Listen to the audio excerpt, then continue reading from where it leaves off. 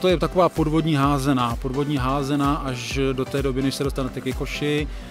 Základem toho je, že si nesmí šahat na výstroj, to znamená máme ploutve, máme brýle, máme šnorchl, samozřejmě nesmí se šahat na výstroj vlastně i plavky, takže nesmí se šahat na tohleto.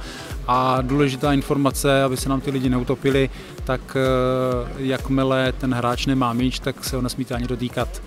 Takže v okamžiku, kdy nechcete, abyste zůstali pod tou vodou, zbavíte se míče a můžete klidně plavat po hladině. Celý se to odehrává vlastně pod vodou a ty koše jsou tady nějaký 3,5 metrový a hraje se až v 5 metrových hloubce a cílem je dostat ten míč, který vlastně je naplněný slanou vodou, až dolů do toho koše na dně.